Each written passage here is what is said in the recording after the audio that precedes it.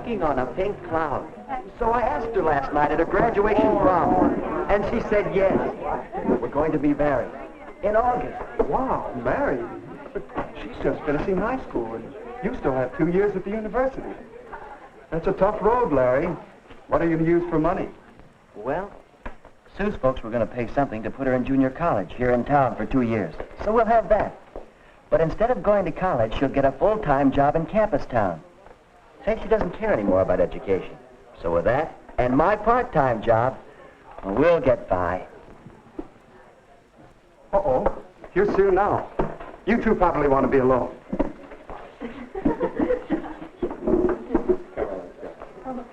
Sue, honey. Oh, Larry. Well, what's the matter? It's the folks. We had a terrible scene. I couldn't sleep a wink. They don't approve. They say I'm too young. They want me to finish 2 more years of schooling before I even get engaged. Oh, Larry. Oh, buck up, sweetheart. They can't stop me. Relax. And act normal till after your graduation next week. Then I can borrow Phil's car. Now to Greenville. There's a justice of the peace down there. We'll elope, honey. But, Larry, I wanted a church wedding. And all the parties and showers for me, too, and my folks. That would break Mom's heart. Well, we're the ones that are getting married, not your folks. I don't know, Larry. I read somewhere that a marriage without parents' approval has 2 strikes on it from the start. But if eloping's the only way... No, maybe it isn't. Maybe you could convince your folks that you should get married. But how, Larry? How? Say, I'll bet we could get some advice from the marriage counselor over at the church. His name is Hall. Phil told me about him.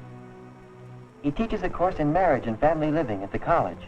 Do you think he could help me with my folks?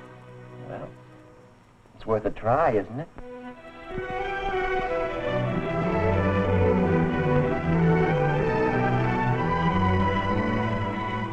My folks don't understand the way I feel.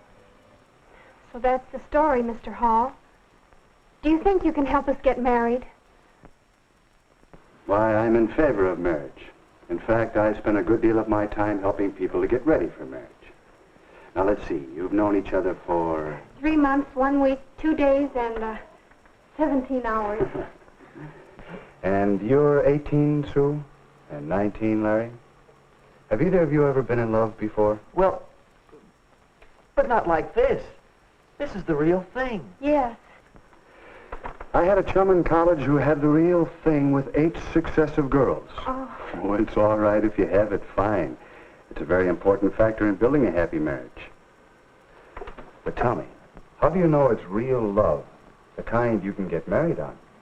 Why, ever since I first met Larry, I haven't wanted to date anyone else. The whole 3 months now. And besides, I haven't even had 1 quarrel with him. No quarrels? Why not? No differences of opinion? Or no opinions?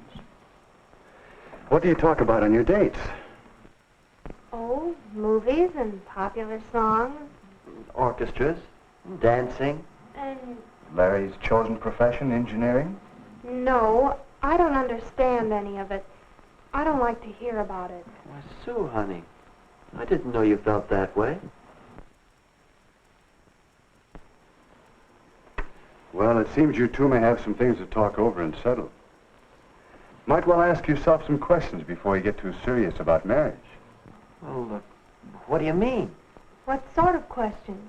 Well, questions for Cupid. You might say he should ask them before he fires those arrows. We call this Cupid's checklist. First, do you have similar backgrounds, similar bases for your ideals and standards? Second, are you real friends, comrades, pals through thick and thin? And third, do you both understand marriage? Oh, not the kind in most movies or most popular songs, but the real everyday kind of marriage, between real people. Do you understand it? Oh, golly, Mr. Hall, I don't know the answers to all those questions. I just know that I'm in love with Sue. Is that bad? No, that's good. Sure. And it's good when you recognize that you don't know the answers. It's a good sign. I don't know. I think we're friends. And maybe we can understand marriage, but backgrounds, how do they affect getting married? Well, come over here a minute. Perhaps I can show you what I mean. What's that? I call it a marriage development board. It represents the psychological distance between a husband and a wife from the time they are born until they die. Yeah, but what does it all mean?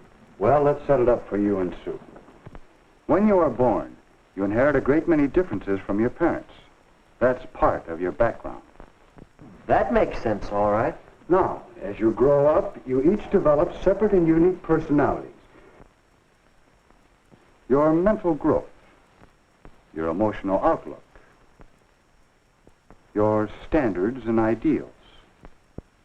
Larry, your distinctly masculine outlook on life, and Sue, your feminine way of looking at things, your capacities to love and be loved.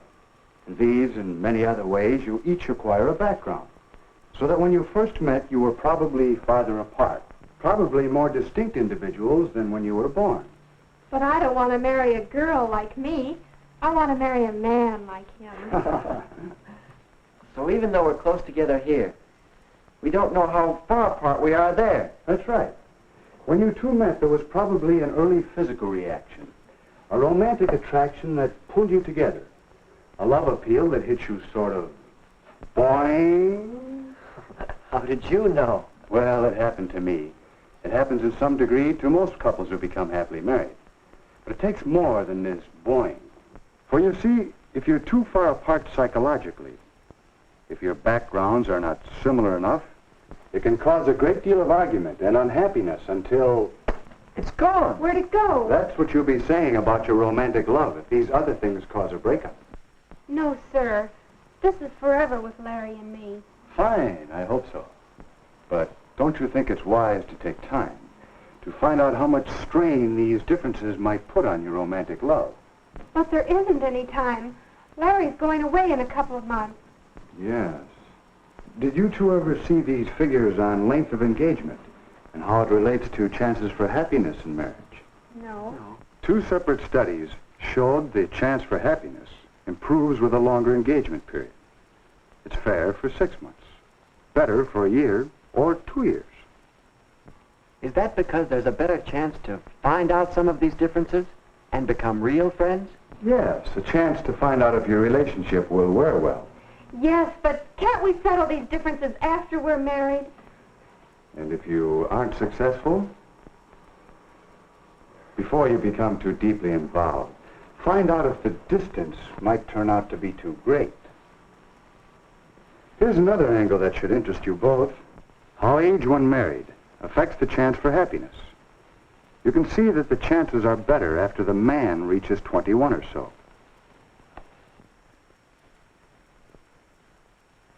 And the same study showed that the woman must be 19 or 20 before the chances for happiness begin to be good. But why? What's the difference between 19 and 21 or so? The difference is in you the next few years. You, Larry, and you, Sue. Young people seem to change and mature in these years from 18 to 21 or even later. So that a person you might marry at 18 or so will seem like quite a different person to you a few years later. Gee, hon, doesn't take an engineer to see that we're on the bad part of the curve of these graphs. All of them. Yeah. I see our chances aren't so good now. What are we going to do? I thought you were going to help us get married.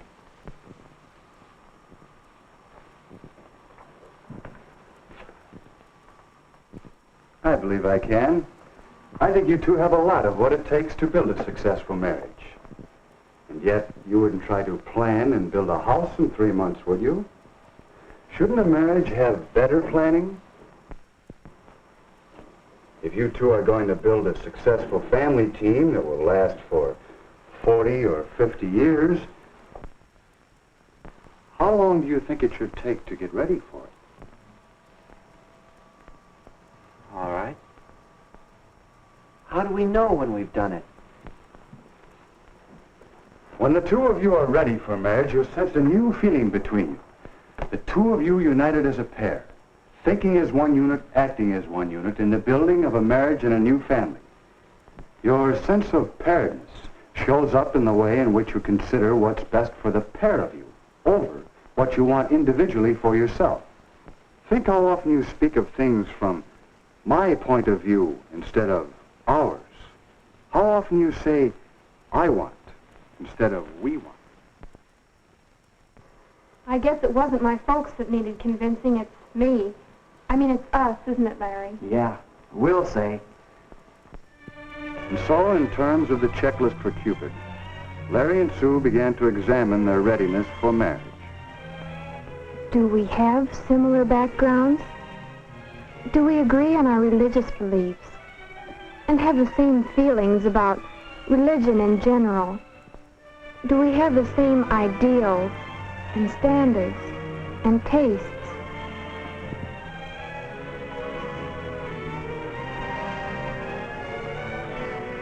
Do we enjoy the same friends? Do we share the same interests? And what about Sue and me? Are we real friends? Do we have a real happiness in being together? Talking? Or just doing nothing together? Does each of us really want to make the other one happy?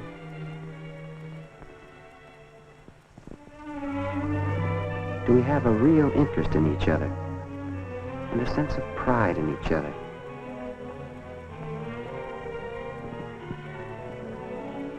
Do we know each other's peculiarities?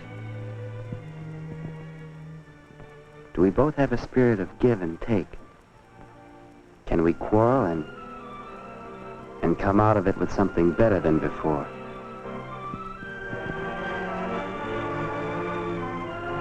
Do we really understand marriage? Do we understand the social aspects of marriage? Have we an understanding about money matters and how important it is to have enough money to do more than just get by? Do we understand the physical aspects and the family side of marriage? Do we know how much work there is to a marriage? And overall, do we have a feeling of paired unity? Those questions were helping us to find out just how strong our relationship was and helping us to strengthen it. So the next time we called on Mr. Hall, we realized how much he had been helping us. He had been talking for some time with our parents, and there seemed to be general agreement that Sue and I now had a much better idea of just how much psychological distance still separated us. If you want to, Sue, your mother and I, we can make arrangements for you to begin school at State U this fall with Larry instead of at the junior college. If we want to. Then, if you two get along, in school, that is, if you continue to reduce the psychological distance, then perhaps at Christmas vacation or at Easter vacation, we'll be glad to announce the engagement. Oh, Larry! And then we can be married when Larry graduates in 2 years. I mean, 1 year and 10 months and 3 days. Yes, if the engagement period gives you two the opportunity to work things out together, if you both still want it. I guess you might say we're engaged to be engaged. And Mr. Hall, we both want to thank you. And say, now do you think we have anything more than boing? Why, yes, I think you've made a good start towards getting ready for marriage.